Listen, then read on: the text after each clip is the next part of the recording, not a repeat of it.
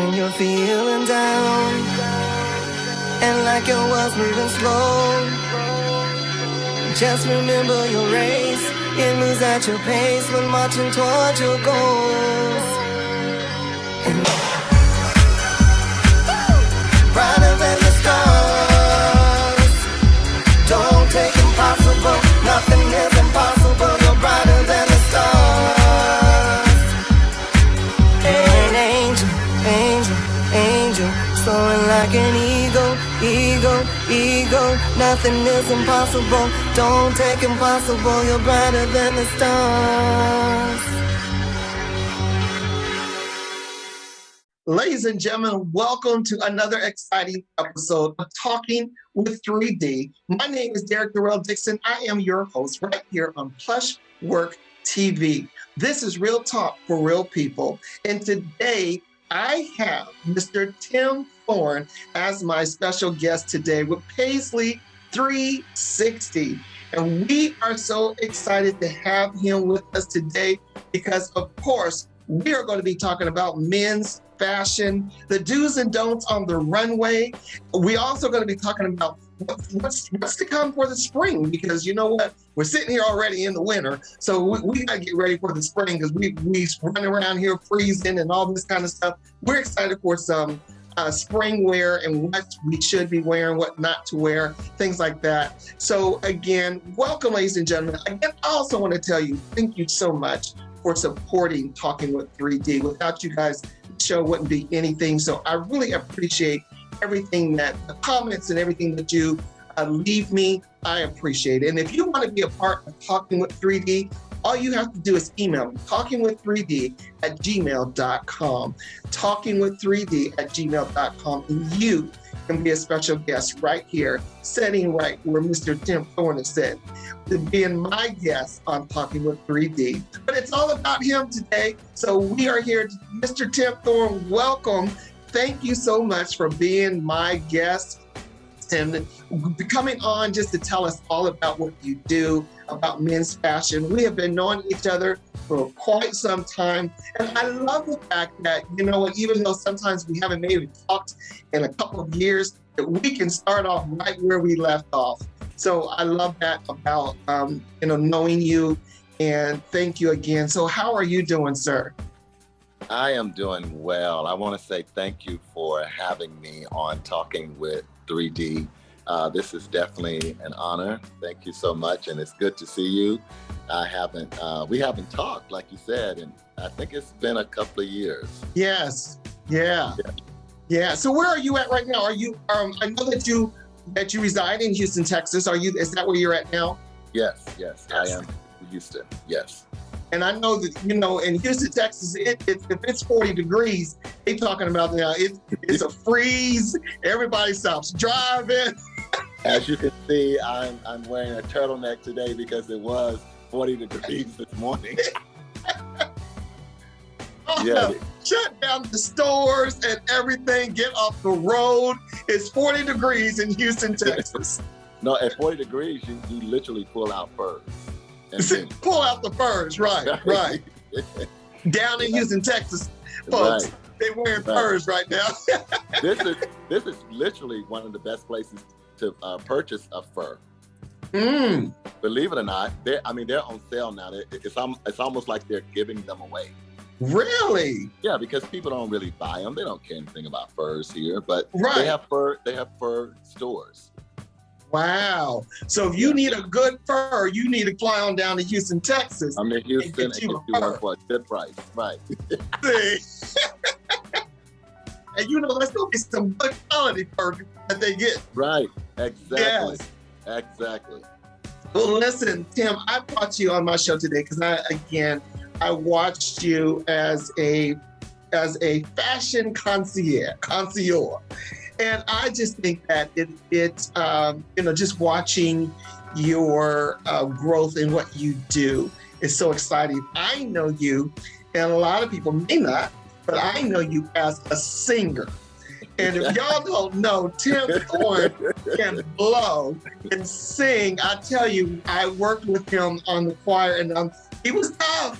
You didn't just come on there and think you were just going to be on the choir and just do a little la la la. And no, he made you sing. So, are you still following that passion of singing?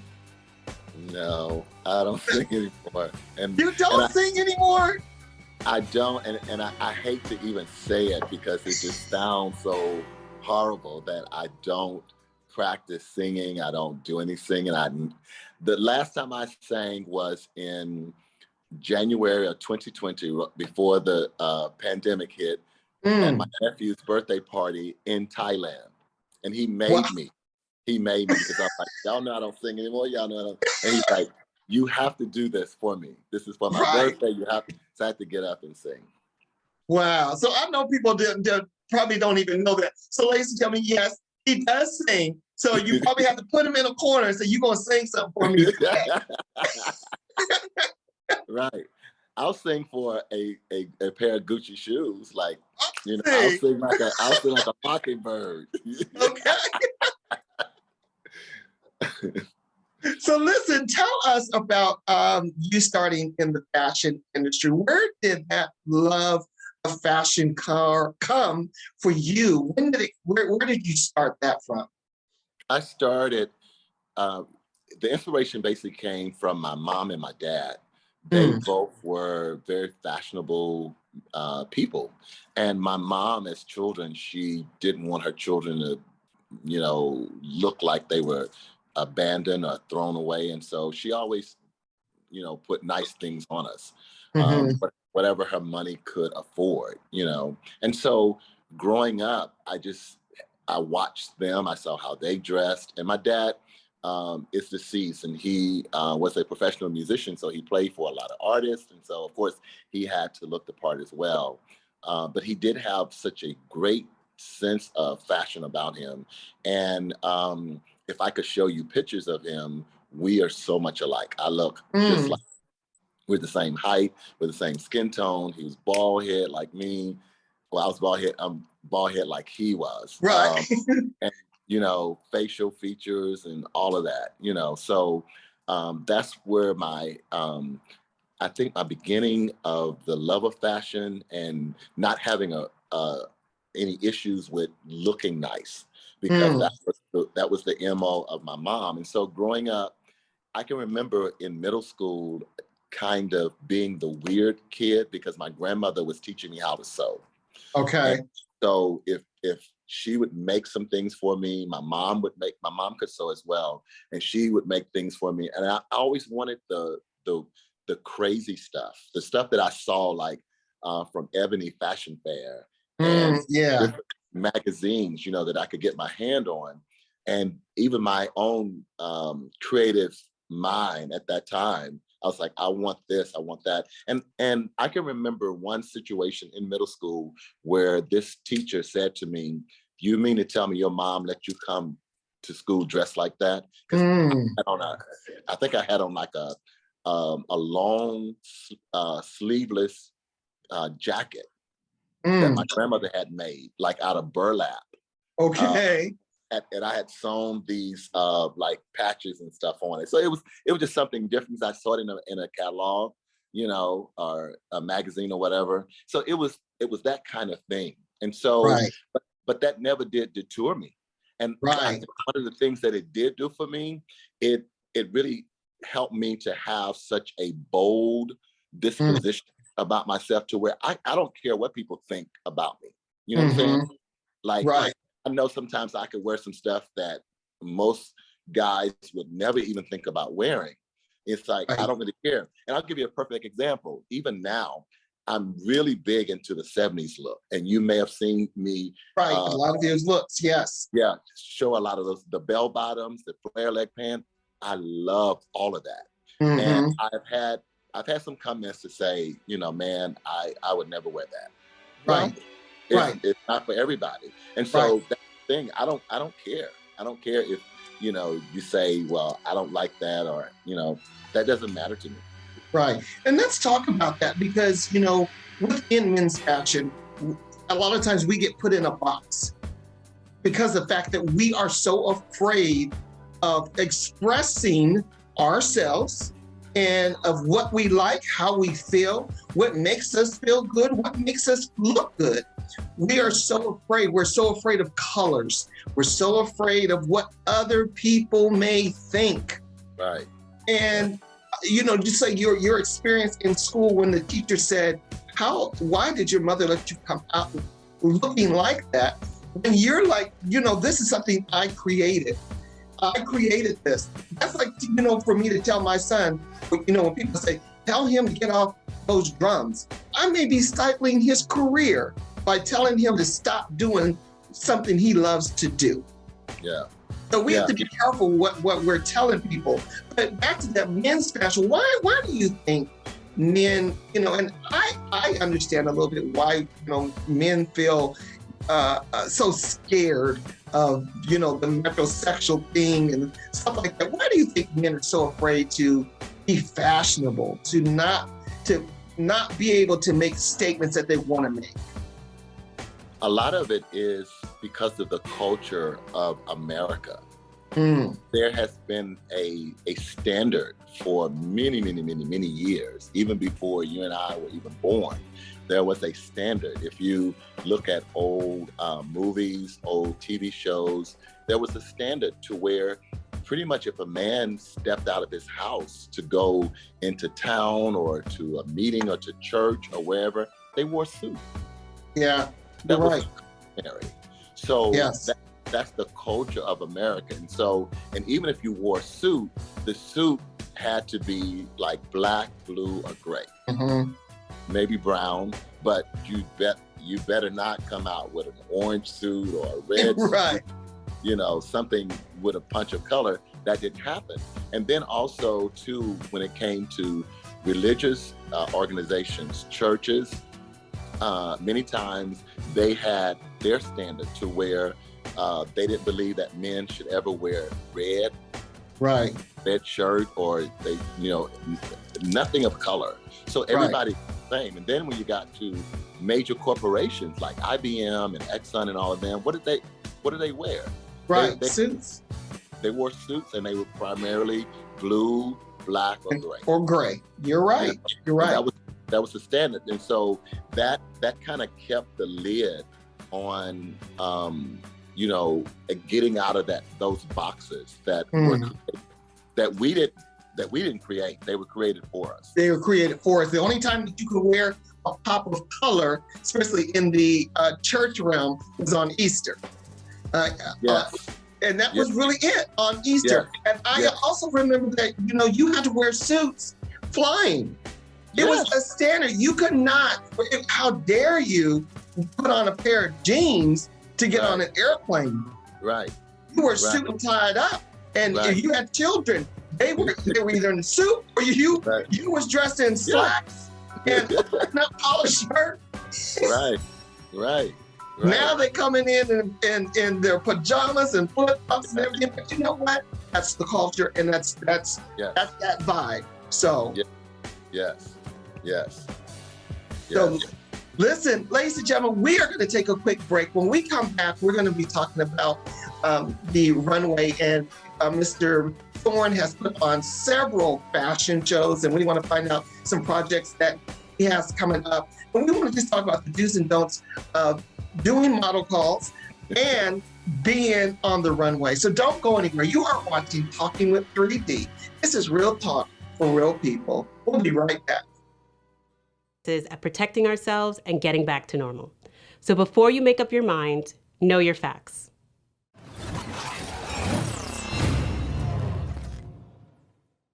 And ladies and gentlemen, we are back. I am here with Mr. Tim Thorn, the owner and the creator of Paisley 360. Mr. Thorn, where did you come up with Paisley 360? What does that mean? Well, we know what some people may know what the Paisley symbol or image is. It's a very classic, very demure type of symbol. It almost some people even say that they will reference it to a bandana. Yes. Or the Western, because they had the bandana and that image Paisley image, but it also goes into more sophisticated type of image as well. And so I like that sophistication, that demure. And so because I started my business as a style consultant, I want to give, and an image consultant, I want to give people that 360. So that class, that elegance, that debonaireness, and then put the 360, because that's what I like doing. I like taking people, and just giving them a total makeover. I like that. Taking them totally 360. I like that. Yeah. I like that. So you doing lots of fashion shows and being the creative mind behind a lot of fashion shows. Let's talk to those that thrive to be models and want to do runway, because I think that there's a lot of difference in a lot of our models that do not really understand of print models, fashion models, runway models. There's so many different type of models, and the fact that you as a creative director look for you have a certain look in mind that you want for your print or your fashion shows.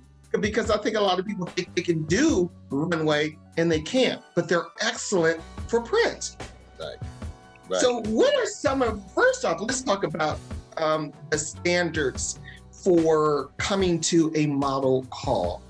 Because I think some people, I know there's a lot of different people do it so differently, and we're not taking away for how you do it, but the fact that there's usually a standard. So what are some of the standards to come to a model call? One of the first standards is usually when there is a model call, they will give requirements. It will say, ladies, you need to be at least 5'7", 0 to 4. Men, you need to be at least 6 feet tall, and that kind of thing. So that's the start. The other part is a lot of them don't know that they should have a comp card. Yes. Comp card is just a basic card with a few pictures, headshots, full body, and it will have all of your measurements as well as your contact information. And this is what professionals, there are shows, and that I've done New York Fashion Week, and I was getting ready to do my first international show, London Fashion Week in 2020, but we ended up having the pandemic. So that it was scratched for 2020 and 2021, London Fashion. And so anyway, on that level, primarily, you definitely would have to have a comp card. And you want to abide by. Now, we know that there are so many different types of shows now. We have shows for the plus size, we have shows for the petite, and so on, right? Well, look at the requirements that's on the campaign, the model call campaign. And if you fit that category, make sure you have a comp card. Comp cards really can be made at CVS. If you have some computer skills and you want some clean photos. And I'm so glad that we get to talk about this, because I see so much shiggity with these folks that want to be models, and it's like, but you're not investing in you, because what you present represent you. And so with you just showing up, you have nothing, you don't even have on the right attire, because in most cases for females, you have to come and you have to wear heels. You have to be able to have heels to do the model call. You can't. And I want to add something real quick to that, because I think a lot of females, they bring heels to impress. Bring heels that you can walk in. Don't bring heels to try to impress me. Because then you're falling. You know that, wait, let me do it again. No, you need to bring heels that you're comfortable in. Try those heels out before you even come to the model call. You're trying to walk in stilettos and you can't walk in a stiletto. And you should not bring them. You should be wearing them. Yes. You should not have them in your hand. You should be wearing them inside the model call location. Right. Come prepared. Come prepared. And there are times when you would see on the model call campaign where they'll say, please, like, no makeup, or they may say, please wear all black. And sometimes they'll be even more specific by saying black jeans and a white top. Right. Because what that does, that gets rid of anything you may try to cover up or whatever. They want to see the real you, and they want to see your body shape, because designers and anybody that's out there listening, if you've ever done New York Fashion Week, you know exactly what I'm saying, where when at New York Fashion Week, they have model calls, and the last one I was in a few years ago, there were at least 20 designers sitting at a huge table, you know, and we were all making notes, and all of the models had numbers. So we are able to say, hey, I like number 75, you know, and we put that down so that we can contact them and say, hey, we like what we saw in your walk, your look, and that kind of thing. And so, but we saw some of everything. We saw people that looked like they were on their way to the grocery store, perhaps, and somebody said, hey, there's a model call, you know, such and such, come on. And it was like, what are you doing? You know what I'm saying? Right. You know, a lot of men that come to model calls, this really, I don't understand, because of the fact that men will come to model calls, and then there's a swimsuit designer, there's an underwear designer, or, you know, you got to wear pink, you got to wear something that might be on the feminine side. And, oh, I don't do that. Oh, I won't wear that. You're not a model then. Why did you come to a model call and then you tell that designer, oh, I don't wear swimsuits. I don't wear bikinis. Listen, that is such a big no.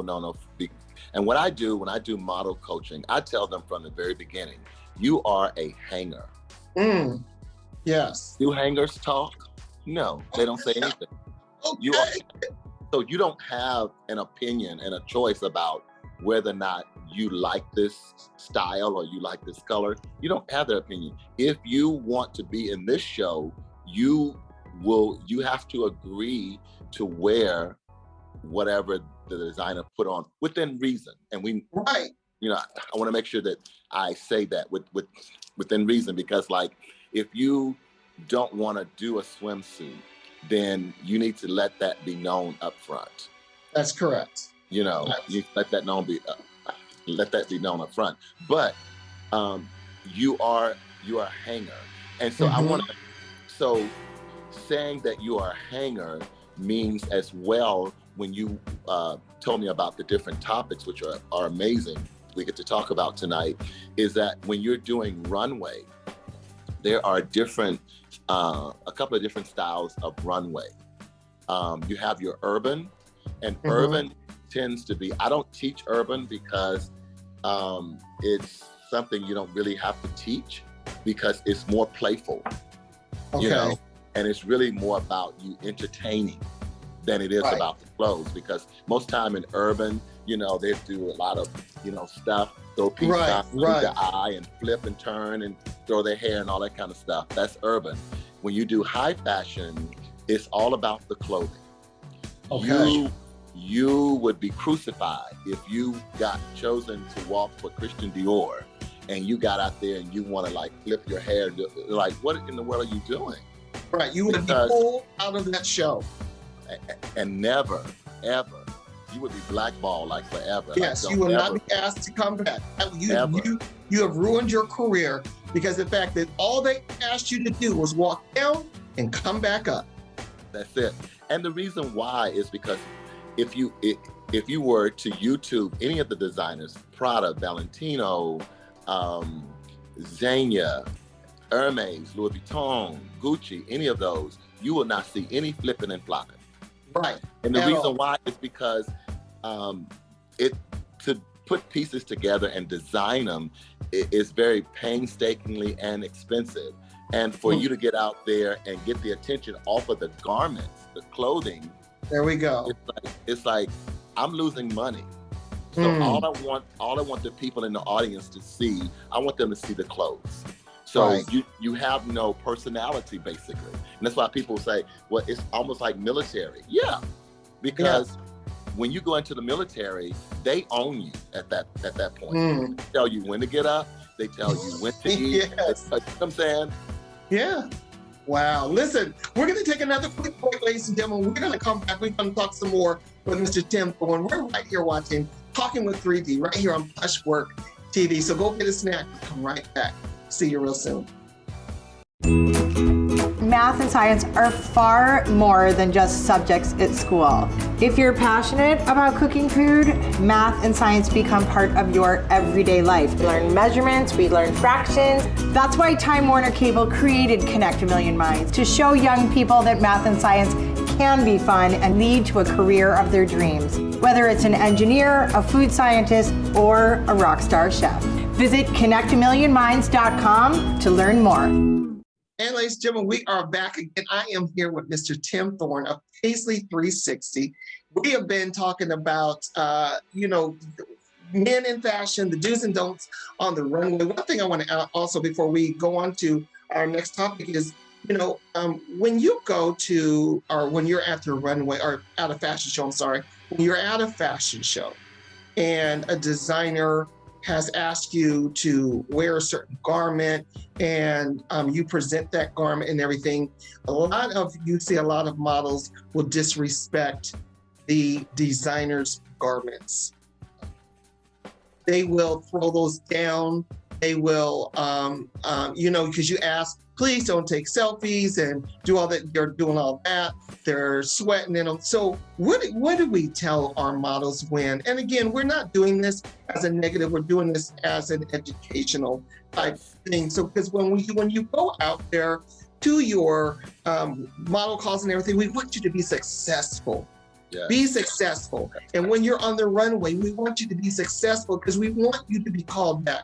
We want you to say, when Tim Thorn has his next fashion show, say, let me call Derek Dixon because I know that he's going to be professional, he's going to be on time, and he's going to work with that designer. So when a model disrespects your garment, tell them what that does to you as a designer. That angers the hell out of me. Mm. And I think with any designer, because that's a work of art that we have put our resources, our time, and that kind of thing in it to make it, and then you want to treat it just like it's nothing because you've your little, 2 minutes of fame walking down the runway. That really is a slap in the face to that designer. And like you said, that person will probably never ever get to walk for that designer again, or even that designer wouldn't even want that person near them to see that they had no regard for that garment. And it's not anything difficult. If you take off something, it's not that difficult to, hand it to the appropriate person or put it back on a hanger. Yes, and just keep it moving, because many times at shows, designers will have like assistants, and they are making sure that the garments come back like they're supposed to. But if you have disregard for even them, that really is a big disgrace, and it's a slap in the face. And also, not only that, but stealing garments. I was just about to say, if you want something from a designer, go speak to the designer. Don't try to walk out with that purse. Don't try to walk out with those glasses, with that suit. You trying to stuff it in your bag and everything. Go to the designer. Yes. And you had mentioned something else too. I know that we're, on a time frame, that there are times when you're dealing with high fashion designers and you're doing a photo shoot. Yes. In many cases, you are not allowed to touch the garment. Oh, wow. And let me give you an example. Let's say that you're doing a shoot for Valentino.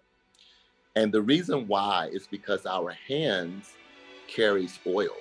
Okay. So if you're so used to doing the show at your grandmother's church, and they do all kind of flipping and flopping and that kind of thing, you know, you're so used to touching and doing, that's kind of, your hands will have oil. Right. And so these designers don't want their garments, because you're doing a photo shoot, so you don't want to see maybe a sweaty handprint or oily, because a lot of times, sometimes that may not come out. I don't know what type That's of right. Oils and stuff, and lotions and all that you wear. Right. Right. And even down to fragrances, you know, you don't spray on cologne or Right. anything like that. You know, you want to go just Dial or Jergens or whatever body wash you use or soap you use, and let that be it. And make it simple. Yeah. Make it simple. And listen, because somebody going to say, well, what's wrong with the church fashion show? And ain't nothing wrong with the church fashion show. There's nothing wrong with the church fashion show. We go through the church fashion shows too. But like Tim is saying, there's so many different types of runway shows. Yes. And you got to know what type of runway show that you are being auditioning for. Yeah. That's another big issue right there. But if that's all you know, then your experience is very limited. Very limited. Mm-hmm. Listen, let's get in some quick tips about men's fashion for the spring. What is coming out for the spring that you see men gearing towards? Because I do see color coming out. I see men wearing suits with flip-flops and things like that coming out. What should we expect for the spring for men fashion? You're gonna see more boxier, loose-fitting clothing. Down suit, pant, and of course the wide leg pant are coming back, as well as the flare leg and the bell bottom. And I know many men don't want to hear that, because it's like they just got into the straight leg 3 years ago. Right, the skinny jeans. You're telling me pleats are back and wide leg. Like, no, I'm not doing it. I'm not doing it. Right. And because it's going to take a certain time. Here in the United States, we are at least 5 years behind what they're doing in Europe and in Asia. In Europe and Asia right now, that's the look, the real boxy, the big jackets that are off the shoulder, suit jackets. Pant legs are like this wide, the flare leg. You will see a couple of artists here in America. One example is the current issue of the British GQ magazine. On the cover is The Weeknd, the artist The Weeknd. And he's wearing a pair of Wrangler, believe it or not, a pair of Wrangler pants, because Wrangler did the boot cut, which is what we call the flare leg. But the heel on his shoes are 4 inches. Wow. Boots. Yes, 4-inch boots. And so also Silk Sonic with what's the artist's name? Leave the door open. I'm there, but I can't. I know who you're talking about. Well, he and his group, they're killing. And let me say this real quick. Y'all got a little taste of Tim singing. I just want to throw that in there real quick. Go ahead. So they are killing it.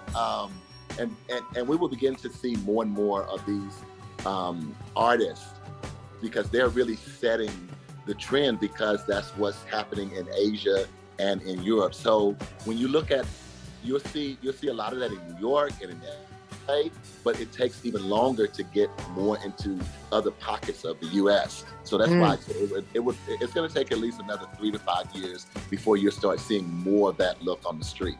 And then color, it always comes back for spring and summer. Flip-flops, those are the shoes of the South. That. Yes. Sneakers, you can still wear sneakers with suits and stuff like that. That's really cool. But people have begun to do more what we call athletic leisure wear, where you wear joggers. Joggers are now very fashionable. Very fashionable. I'm a big thing. I'm very big on joggers because they are very fashionable. Yeah. I have joggers now that look like denim. I have joggers that have stripe down. They're like tuxedo pants. I see. With a tuxedo stripe down the side. I love all of that. And I'll put on sneakers and, I even put on a blazer, to kind of give you that mixture. Right. Wow. Listen, I want to talk a little bit about Andre Leon Talley, who Yeah. we recently just lost. And it was a shock to everyone because Andre Leon Talley left such a big mark Yeah. in the fashion industry. I know he started in American fashion. He was American fashion journalist, stylist, creative director, and editor at large at Vogue magazine. Started his career in 1983 in the Metropolitan Museum of Art in 1974. Excuse me, is where he had that passion for art and for fashion. And a lot of people, it's so funny, like you were saying, a lot of people may not like what you design and what you do. And there's a lot of people that did not understand Andre Leon Talley's, his eye for art, his eye for fashion, but he was the go-to person. The GOAT. He was the GOAT of fashion. You know, what did Andre Talley mean to you as a creative artist? Well, I have to say, first of all, when I got the news on last Monday night, and I literally froze because what was happening with me, I had two people that one person was getting ready to submit my name because they're going to do a movie on him. And then they were getting ready to submit my name to audition for his to play him. Oh my gosh. And then the other person used to roll with him a lot in Paris because they both lived in Paris. And they both, the friend of mine speaks fluent French, and he used to roll with him back in the day in Paris. And he's like, you guys have to meet. You guys have to meet. And so I don't want to linger on that too much, but I really have to say that he was the GOAT when it came to fashion because he studied. He knew every fashion era ever since Adam and Eve. Yes. You know what I'm saying? Yes. He knew it. And that's one of the things that he always would say. You need to know your craft. Study to where nobody can, and that was the reason why he was so well respected by fashion designers. They valued his opinion because he knew his stuff. There's one video, you can YouTube it, where he was doing the red carpet, I think at the Academy Award a few years ago. And one particular segment where he interviews J-Lo, Jennifer Lopez, and said, "You're wearing Mackenzie." And she was like, "How do you know?" He said, "I know everything." Right. The fabric. Like, he didn't like the fabric alone. Yeah. I know. And what's amazing, like I heard him even talk one time, he knew what kind of stitching they used. Yes. Oh, I know that designer by the stitching that they used. Yes. And one of the reasons, because he lived in Paris, so he rolled for many, many years with Karl Lagerfeld. And if you know anything about Karl Lagerfeld was the person who helped put Chanel on the map. Wow. He was Chanel's big go-to person. And so that was one of his best friends. And then he was with Armani and all these other, heavy hitter fashion designers. So he knew, and plus he studied. And so he knew everything there is to know about fashion. And that's the reason why it's such a big hole. There's nobody right now on the planet that has the je ne sais quoi that he had. Wow. Well, listen, we're going to keep speaking that into existence, because there has to be a movie told about Andre Leon Talley. So we're going to speak that into existence. We're still going to be playing that role and playing Andre Leon Talley. And then what you want to do when you get that role, going to say, listen, I know a guy named Derek Dixon, and he need to be in this movie to play my friend. So you got we're going to put that in the atmosphere now. Make sure that is done. Yes, we got to push forward with that. Listen, before we get out of here, do you have any projects that will be coming up 2022? Yes, they are waiting on me as we speak. There is a fashion show meeting huge fashion show meeting that I'm supposed to be at now. It started at 6:00 Central Time, our time, but I definitely wanted to do this with you today. So I got a text message sitting on my phone now. I know they're wondering, like, we are waiting on you. Well, tell her I'm doing talking with 3D. I'm talking with you. Right. So right now, and I want to say this real quickly. Those of you that may not know, you can go to my Instagram page and you'll see it. Mm-hmm. But I am the stylist for the Silver Fox Squad, and we are doing some incredible things this year.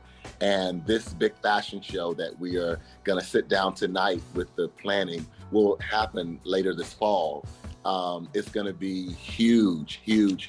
And plus, we're also looking to do London Fashion Week because we were not able to do it last year. So we're looking to do London Fashion Week this fall as well. Listen, tell everybody where they can find you. You can find me on Instagram at Paisley360. You can find me on Facebook, Tim Thorn, and I don't have my webpage up. I took it down for reconstruction reasons, and so those are the best ways to find me. Listen, when you have the fashion show, I need you to let me know so I can come down there, and I would love talking with 3D Plushwork TV to come down and cover and commentate and do a lot of things for the fashion show. So just give me a call, because I just jump on an airplane. I'm ready to go. Right. Yes, definitely. We're going to make that happen for sure. Yes. Okay. So listen, I'm not going to keep you. We're going to let you go to the meeting and everything. I want to thank you so much for being my guest today. This was very informative, very exciting show. So I'm very grateful that, and again, I love the fact that we can connect and just talk and still start where we left off. So I really appreciate you. Thank you so much. And I hope I gave a few little nuggets, but I really would like to come back because there's so much more that we can talk about. Yes. And I would love for us to even on your side and everything, do a little mini fashion show. So let's do that, and let's plan that as well. Okay. All right. Okay. Ladies and gentlemen, thank you so much for tuning in to Talking with 3D. This is Real Talk for Real People. And we'll be back next week with a new show right here, Plushwork TV. You can also catch me on my page, Talking with 3D, and also on YouTube. So thank you again, Mr. Tim Thorn. Have a good evening. Ladies and gentlemen, see you next week.